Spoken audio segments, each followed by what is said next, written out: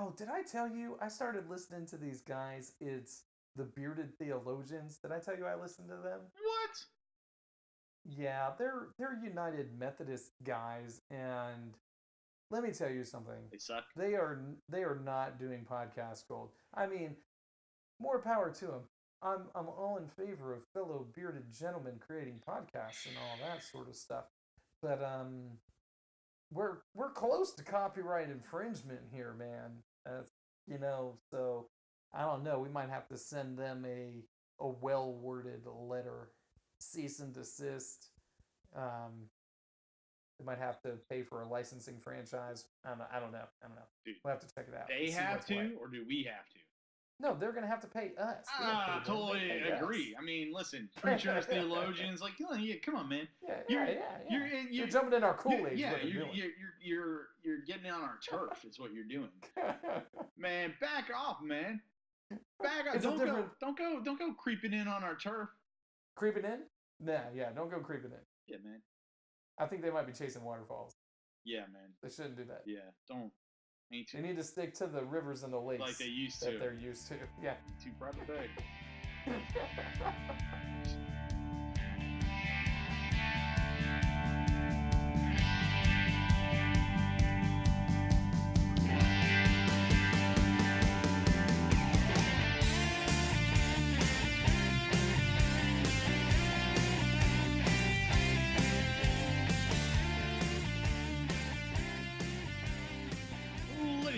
Welcome to your two favorite facially blessed individuals. That's right. You know what I'm talking about. It's the two bearded preachers. Best looking beards in the business. Go to podcast. You know what we do. We're aiming to misbehave. And let me tell you something. That's right. There's going to be some misbehaving tonight. You know it. So have you ever have you ever gotten in trouble? Or not trouble. I don't know if trouble is even the word. But has somebody ever put you on blast and told you, like, hey, you did this, and you seriously don't remember doing that? Like, I mean, just... Now that you mention it, Justin, yes, I do. It has happened to me. Yeah. But what are you going to do, man? Yeah, I feel bad about it. I genuinely feel bad, but at the same time, I don't remember. Like, Walk it back. Tell me right. the whole thing. Tell me the whole shebang. Okay, so I get a message from somebody on Facebook that I haven't heard from in, like, I can't even remember the last time I heard from him. Okay. Has this been years or months? We're talking years. So okay. So hasn't probably been to a church service in probably 2 years. Okay. Came to a guy's night out maybe a year and a half ago, and saw him maybe a little over a year ago. And last I was told, and the only thing I remember about that, like, it was like a passing in a store, told me that they were going to another church and they really liked it. And, that was basically, and I go, oh, awesome, man. Well, congratulations. Because I'm not that kind of guy that gets like all, oh, you're going to another church. Yeah. I was just like, hey, cool, man. Glad you found a church to go to. And that's pretty much all I remember. Okay. And so, basically I get a message saying that they told me something, that they needed something from me. I never did it. And I don't remember them ever asking me. What did they need from you? They needed help with a medical thing, like going to the doctor and stuff like that, and like transportation and stuff. And it wasn't just like, and here's the thing, all right? Like they said, he said, I offered compensation and everything, and I'm just like, first and foremost, I'm not the kind of guy who like, oh, I'll take you to the hospital and I'll take that compensation. I never would have accepted anything, but like I don't remember the whole conversation. Just don't, and I feel kind of bad about it because it's something that really affected this individual and hurt him, and I never intended. I don't ever want to hurt anybody, but I kind of feel bad because I was like, man, they remember everything, and I literally remember nothing. You know, and I was like, and I feel really jerky, and all I could do was apologize. You know, I said I'm very sorry, and but it got real weird after that. You know, I mean, it was not so much weird. I mean, it wasn't horrible after that, but they were just like, you know, they accepted my apology, they forgave me, but then they started asking me questions like, and start saying things like, I never heard you preach about Jesus at the church. Never heard you preach about Jesus at the church. And I'm like, okay. Really? I'm trying to recall. I've never heard you preach about Jesus. And I'm like, I've never been accused of that. Then, ready for this? Yeah. Are you even saved? Are you? Yes, I am. Yes, and okay. how do you view your salvation? And I got that. I was just like, huh? I don't even know what that means. What does that question even mean? Did you get clarification on that? No. I just told Can we hash it out?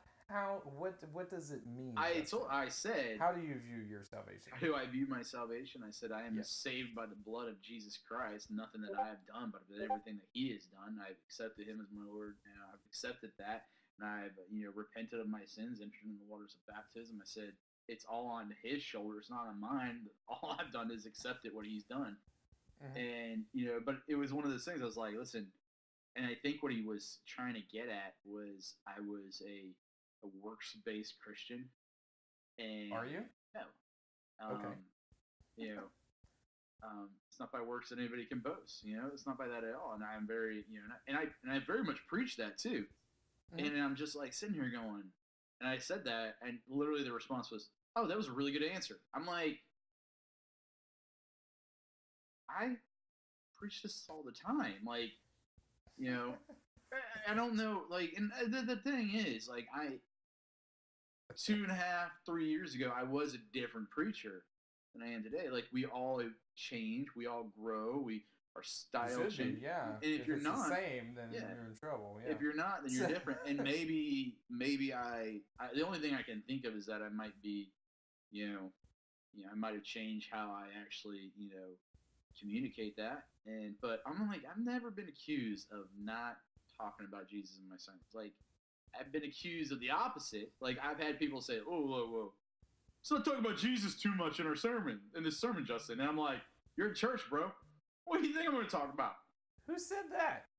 I had somebody say. A couple people said it to me one time. So. A couple people said that to you. Did you say that's the only thing we have in common?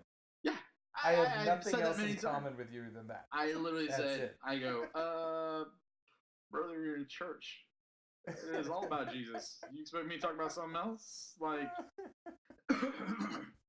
so I was just like one of these. It was, well, it's not funny. It's not funny at all. All right, because. Are you sure? Well, this individual was very hurt by me. I hurt somebody. I never intended to hurt anybody. I do genuinely feel bad that I did hurt somebody. I feel even worse that I can't even remember it. Okay. But at the same time, what do I do about that? All I can do is say, please forgive me, and then, I hope you, I said, I just, that's all I can do. I said, I apologize, He also, this was another interesting thing too. Okay, so how long have you been preaching for? I've been preaching at this church for 5 years. Okay. How many sermons is that? Let's see. I've taken 1 day off a year. Okay. Whether I need it or not. 1 Sunday off a year is what I've taken. That's it?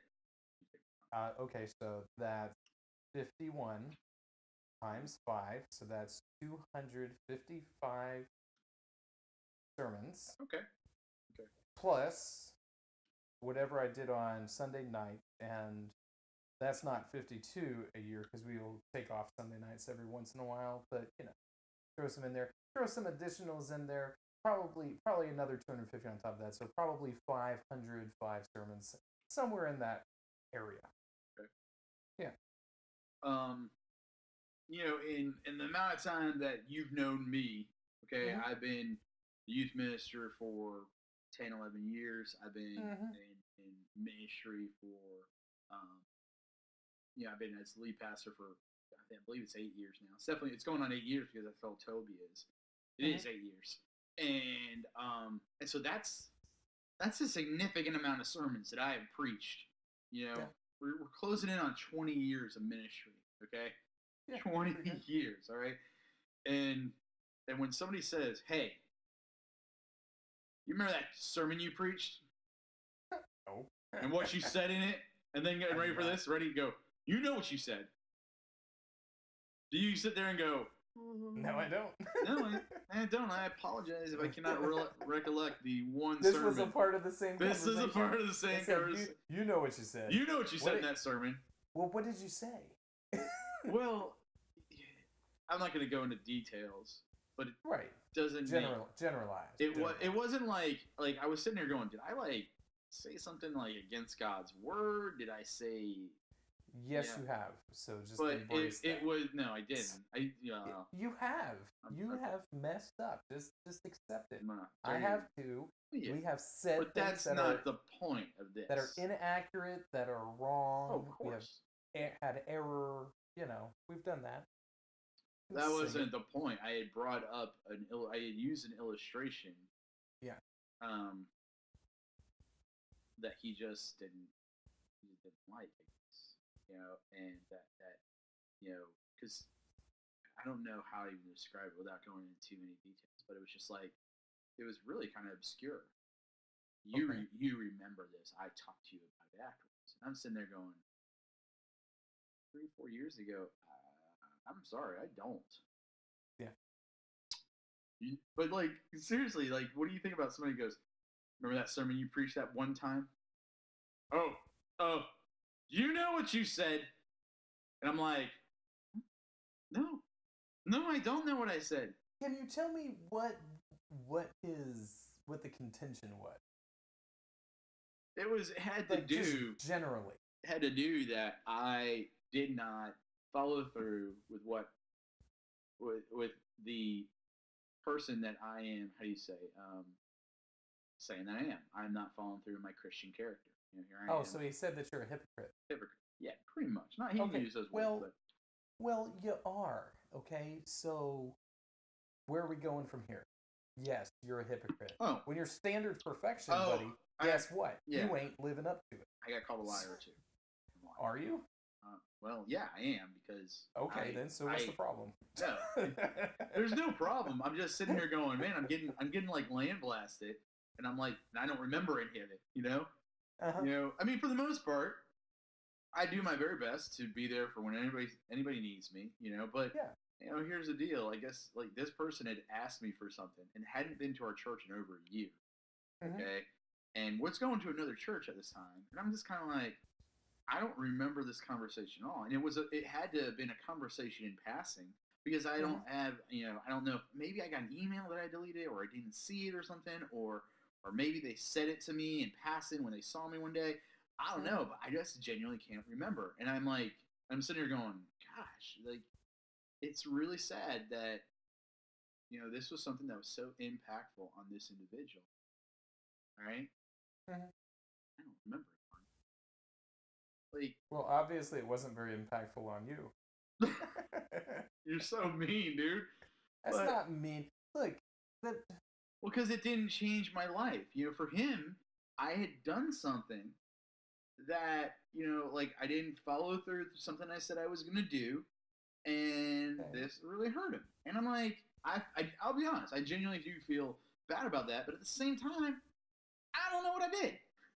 I don't remember the conversation. I can't remember a promise I made. I can't remember saying, "Oh yeah, man, I'll be there," or "I'll help you out." I don't remember saying that. I don't remember the whole situation at all. I'm just sitting there going, man, how crazy is that for me to be totally oblivious? I am totally oblivious to how I have affected this individual, and because right now, mind you, I do think, I'm not saying this is all my fault or anything, but things were hey, I've not, basically along the lines of I've not gotten over this, which a year later, obviously, you haven't gotten over it. Yeah, I understand, but it's just kind of weird, It's just like, I don't What do you think? What do you think the guy wants? I don't know. I think he just wants me to know or something like that. Because immediately unfriended me on Facebook. Like, he hadn't been on. I was like trying to look at he hadn't been on in forever, and then he hadn't been on in years, and then the next thing you know, he randomly comments on a picture I post, and then he starts to message me in Messenger for a big long dissertation. And I was like, ugh.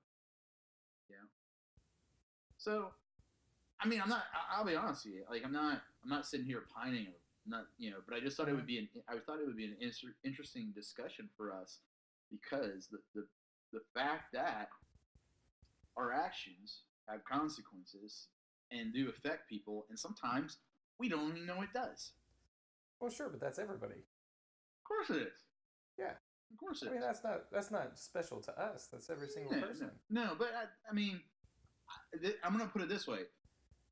It seemed like, when the way the discussion was, that, well, because let's be honest with ourselves, ministers are put on a higher pedestal, and there's more that expected from them by people, certain people. Some people don't, just be like, oh, they're just a guy like you and I, like Martin and Justin. They're just men like us. They put their pants on 1 foot at a time. No, there are people that actually think we jump up in the air and put both legs in our pants at the same time and just. I put my pants on over my head. A lot of people don't know that, but that's how I do it. Little known fact, Over the head. That's how preachers do it every time. Pants on over the head. Actually, what I do is I lay on my bed, throw my legs up in the air, and then I just go, pants automatically on. Bam, done. Oh, that's pretty good. It's like some magic. And so, like, there that's are people. That's witchcraft. It's not witchcraft. Sir. I don't know how. It's not witchcraft. I close my eyes. Dressing. I close my eyes. I don't know how they get there. Okay. I never asked, and they never told. Exactly. It's just the pants are on. The pants are on, man. All right. So I do the same thing and have taken them off too. All right. So it goes both ways. But that's I was just sitting there. I was like, man, that's Did you wrong this person, Justin? Well, according to him, yeah, I did. Okay. Do you feel bad about it? Oh yeah, I feel bad, but at the same time, I'm sitting here going, how bad should I feel? Like is it natural? Like, and that's the thing too. I'm sitting here going, it's natural, it's normal that we forget stuff. And is it because I'm a horrible person? Yes. Oh, no. It's not because I'm a horrible person. I don't intentionally be like, all right, man, I'm going to go out and ruin as many lives as possible. I don't do that, That's like supervillain stuff. It is supervillain. I don't particularly see myself as a supervillain. No. Well, maybe someday. Maybe you'll work up to it. Well, apparently I'm working up to it now. But I just think that it's interesting how we have these. We sometimes we do things, or the things we don't do, and they still, no matter what, they're going to affect people. You know, and some for the positive. Like, how many times have we gotten to say, hey. Because I've had this happen too. Hey, remember when you said that to me, man? Man, that really changed my life. And I'm sitting there going, nope. No. Don't remember it at all. No. So, because part of me, and I don't know if you've ever had like one of these talks with like one of our professors. Part of me is I'm the guy that has to forget stuff, because if I don't forget stuff, I pine over it, and then I get all moody and depressed, and I can't sleep, and then I get. It's just a downward spiral, because I genuinely do worry about people, and it negatively affects me. And so a lot of times, this is something that Lyle Bundy always told me. He would just be like, you should forget it. I was like, what are you talking about? He literally goes, I don't remember anything. He's like, you telling me something, and then I listen. I can hear him saying that. I don't remember anything. I don't remember anything. You can tell me something, Justin, at all, and I'll do my best to help you. And he goes, but honestly, when you leave, I try to forget. He goes, because if I forget, then I don't have to worry about it. And then when you come to me again, be like, hey, remember when I talked to you about that thing? I'm gonna go, no, can you refresh my memory? And typically when you do, it works. And I've done that. I'm like, can you go ahead and remind me? Oh, well, you said this, Justin. I go, oh, okay. And I'm like, that sounds like something I would say, or yeah, that sounds like something a young 22-year-old that has no clue what he's talking about would say, like that's some things, But I just I don't remember things, and I part of me does that on purpose. But I mean, I don't think this is one of those situations. I genuinely don't remember like he's jogging my mind. He's trying to jog my mind, and I'm going, nope, no memory. Maybe he's got you confused for some other minister in St. Cloud. Have you ever thought of that? Maybe he thinks you're somebody else. Yeah, I don't know. Maybe. I mean, well, this is the same gentleman. This is really funny. Oh, dear. Really? Here we go. Oh, you're going to love this. You're going to love this. So, comes to our church. Long time. This is after you left. Comes to our church for a little while. Leaves. Gone. Doesn't come back for a year and a half. Phones back and says, came to your church a year and a half ago. And then I went and I thought there's got to be a better church out there. And he goes, I have gone to every single church in Osceola County and Orange County that I can find. Like every Sunday, I went to another church. I searched, I went, and I looked for other churches. And I'm like, wait, I'm sitting there going, wait, you went out of the county? Like you went out of Osceola County? He goes, oh yeah, I searched all over the place. I was in St. Cloud, Kissimmee. I went to Holly Paul. I was like, why are you going to Holly? I went to Orlando. Did he go to? I went to Winter Cowboy church out in Holly Paul. Apparently, I went to, and he's like naming all these churches. He goes, I have gone to every church within a 200-mile radius, and I'm like, why? And I go, he goes, and honestly, I think your church is the best church I've ever been at. And I was like, that's kind of a compliment, but at the same time, you started off by going, there's gotta be a better church out there. And you're just like, and you search for a year and a half, and you're like, nope, let's go back to Northeast. And then like a year later, he's like, I'm gonna go over to my buddy's church right down the road here. Apparently, that's one of the churches I did not see before I came back. I must have missed that one. That one was driving for by. A year and a half. I kept driving by it to go to yours. Apparently, I was wrong. There isn't a better church out there. There is sometimes you get that tunnel vision on where you're going, and you just don't see anything else. That's happened to me. Sometimes you're driving, you don't see the stop sign, you blow right through it. You're not paying attention. You feel bad about it, but you just keep driving anyway. Yeah. Right. Okay, number one. I have searched I went within a 200-mile radius because there had to be a better church than yours, Justin. And guess what? I found out there isn't. And I'm like, and here's the thing. I'm like, there's part of me that's like, that's a compliment. But then there's another part that goes to me, why? Wait, you sat there and you openly said there's got to be a better church than this one? You started looking for 200-mile radius? Like, what? Give me a break. Okay, number one. There is a better church. Just embrace that. There's a better I know right? that. It's okay.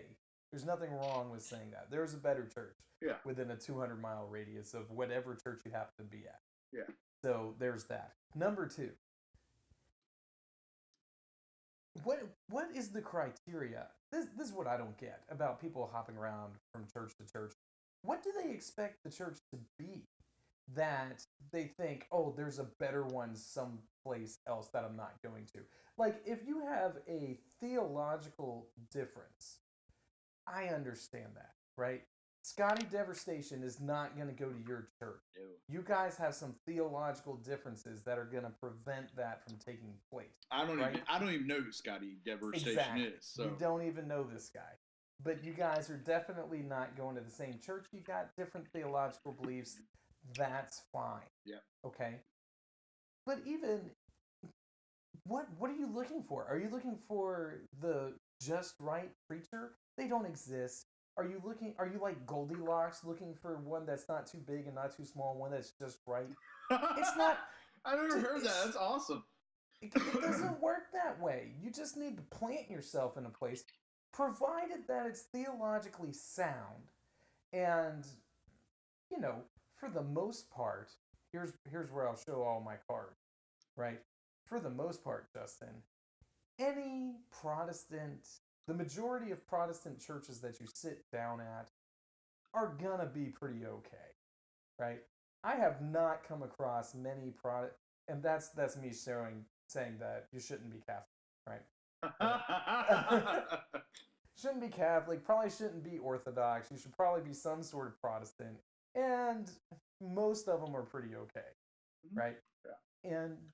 And most of them want the same thing. What do they want to do? They want to preach out of the Bible. They want to talk about the Scripture. They want to emphasize Jesus. They want to help people behave themselves in a Christ-like manner. These are the things, and they want to help people. These are the things that churches want. So when you say there's got to be a better church, that means that you're shopping for something. Yeah. You're not interested in being the church. You're interested in being served by the church. In which case, you need to recognize there's something wrong there. Because the church's purpose is to serve the Lord. Serve the Lord. You should probably go to like a country club. Right. Yeah. Because as long as you got money, they will keep bringing you drinks. Exactly. They'll bring you sweet tea. They'll bring you fried cheese. They'll bring your golf cart up for you. They'll do all that stuff. Yeah, you're right. They'll wash. Yeah, they'll do everything. They'll do it all as long as the green keeps flowing. And what's funny is that there's some churches that'll do that too. Yeah. So, as long as the green keeps flowing. That's why I said most Protestant churches, because there's some that are shady. But anyway, I don't. Are you I just don't get calling that out mindset. Joel Osteen again? I'm not calling out anybody. I'm just saying that. Because you know what? I'm about to. Here's the deal, Martin. Joel Osteen, right here. Yeah. Look at what am I doing, baby? Yeah, He's guess what? Showing the guns. Yeah, guess what? Joel Osteen. Guess who's getting abs now, sucker? That's right. That's right. No personal trainer here, baby. I don't know why. Good old fashioned hard work and nutrition. And Joel Osteen, guess what? I'm gonna out ab you any day of the week here soon. Give me another 6 months. It's gonna be over for you, son.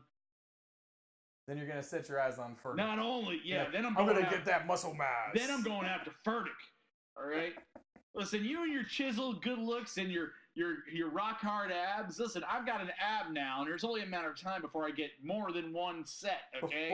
Before there's a second row. Yeah, I'm gonna get a second row here in a second, and then I'm gonna get a third row, and then I'm gonna be all like here. Then a fourth and a fifth. Then I'm gonna take that perfectly chiseled face. I'm gonna rub it into my freaking abs. I'm like, suck that, man. And then I'm like, so you're gonna wash his face with your abs? I'm gonna wash his dirty face with my abs. Okay, so you were saying? I just think that people have a messed up idea of what the church is, and that's why they do things like shop around. Look, we had some folks leave our church because they didn't like the way one of the other members was treating them, and this is actually fairly common. Most of the folks who have left our church who weren't moving away for career stuff aren't leaving because of this guy, right? They leave because they feel slighted by one of the other members of the church, and they got to check out. It's like you're fundamentally missing the point, and the point is that we gather together based on our mutual faith in Jesus Christ to serve Him, right? And if we don't look at the church that way, and you're just looking at what sort of service might I receive from the church, then you're doing it backwards. You've got it all mixed up. You're looking at the church as a service provider. That's not what it is. But the church is a bride, not a service provider. Okay, there's two things. All right, first of all, I'm going to say try to talk to your wife, your bride, using the same sort of language that you use to talk to a service provider, and see what that gets you. Exactly. See what sort of services you get. Here's the other thing. Services would be like sleeping on the couch. That's right. Okay. That's where your service is going to be. Exactly. You're right. But here it's a twofold thing I want to talk about here because this is really important. But first of all, like for me, because we are brothers and sisters in Christ. God is the Father. And so I always do envision the church as this big family.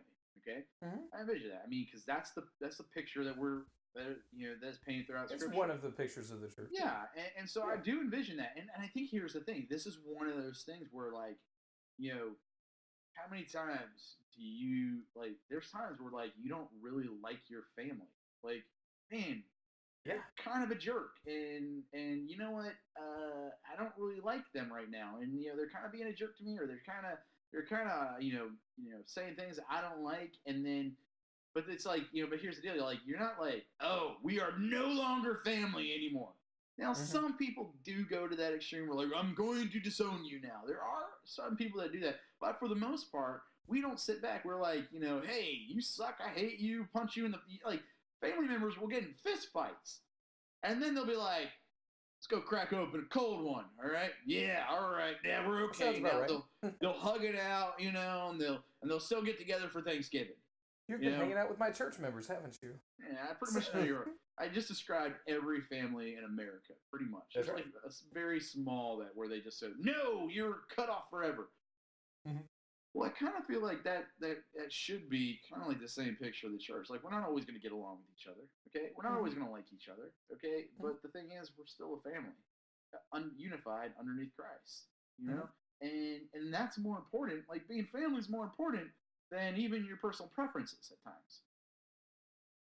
Justin, nothing is more important than my personal preferences. Well, my personal preferences are number one. Yours is the exception, Mark. But I'm talking about everybody else out there. Okay, that's right. Oh, okay, good. So they should just adjust their preferences to my own, and then they'll be happy. Perfectly, exactly. I 110% agree. So there's that aspect of it. But at the same time, let's go back to our discussion about me getting lambasted, and the reason why was because I was not. It wasn't so much that how do I say this? I'm trying to think about how specifically to say this, but I was not the example that I portray myself to be to this individual. Okay. And so I preach one thing, and then to him, I did something totally different. Now, mind you, there's multiple facets to this. Okay, multiple facets. One of them being, this guy's not in the church in 2 years. Okay, and so, like, I don't have a relationship with this individual at all. Right? And so, and here's the deal: nobody else in the church does. Okay, and so, whether it was me or somebody else, nobody else has a relationship with this individual because this individual is nowhere near around, and this person is very lonely. Now, here's the deal: there's a lot of people out there that are lonely. There's a lot of people that are like, I don't like my life because I'm alone. I'm by myself, and a lot of times people go to the church looking so that they won't be lonely anymore. But the thing is that when you don't show up for 2 years, and you're not a part of it. Like, if you're not showing up to family gatherings, like, you're pulling yourself out of that fellowship, out of that family. You're not participating in being a family member. And so, but at the same time, because, like, for me, I'm sitting here going, I'm trying to do the whole. I'm not beating myself up because, I did not, like, sit there and be like, scratch this guy off the list because he hasn't come to church in 2 years. You should definitely be scratching him off the list sooner. I mean, you should be rerunning a 6 month process to scratch him off the list. So bad, man. But I genuinely don't remember. And I think the only thing that that I feel kind of bad about is that I don't remember, and this has affected him very, very. And it's not to say that I'm going to sit here and be like, woe is me. I'm not going into deep depression or anything like that. I'm perfectly fine. But at the same time, I do think it's something, I thought it was something good for us to talk about because that's the thing. Like, our, actions, whether we remember them or not, and sometimes we affect people without even realizing it. That's how important, us as Christians and what what we're trying to do and be is very important. We have to be, and maybe that's the thing out of anything. Maybe I need to pay more attention. Maybe that's something I can learn, from this. I should maybe try to pay more attention and so that I don't hurt somebody else like this,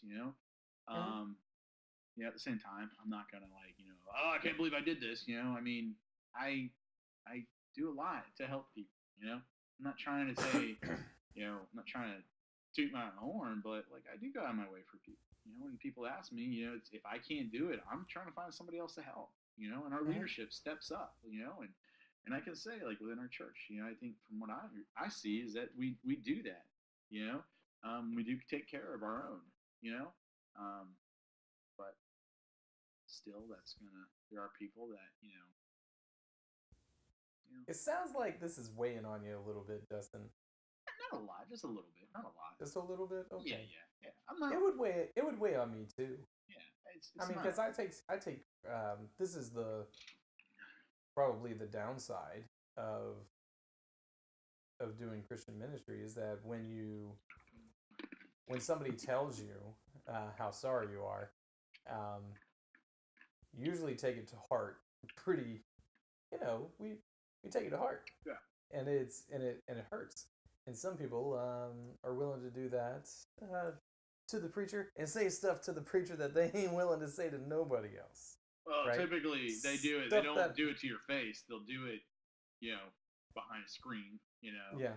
Well, stuff that would normally result in people on the street throwing down. Right. They will say to the preacher's face, right? Yeah. Now people don't say it to me. Well, that's because they're probably aware of the fact that you're willing to throw down, that it's just business. Let's go. Can't get along? Let's get it on. Time to fight.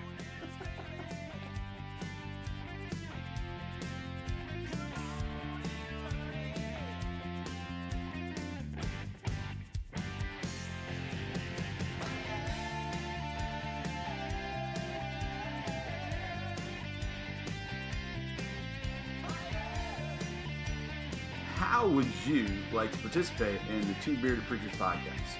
Well, let me tell you how you can do that. One, you can go ahead and send us an email at twobeardedpreachers@gmail.com, or you can go ahead and give us a call at 951-47-BEARD. That's 951-472-3273. Leave a message, and if you do that, we'll actually play your voice, your message on the podcast. And don't forget to go ahead and give us a 5-star rating on your favorite podcast platform. That will really help the show grow, and we would appreciate it greatly. Thanks so much. See you next week.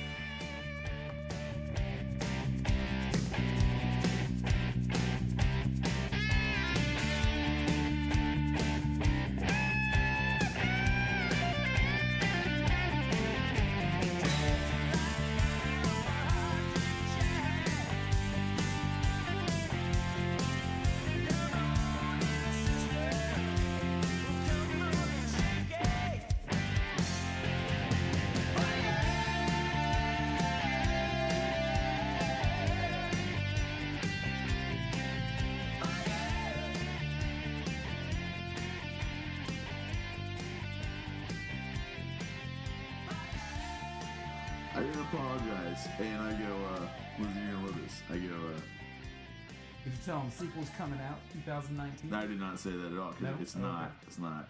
Impossible God, again! Still impossible God! Impossible God and running.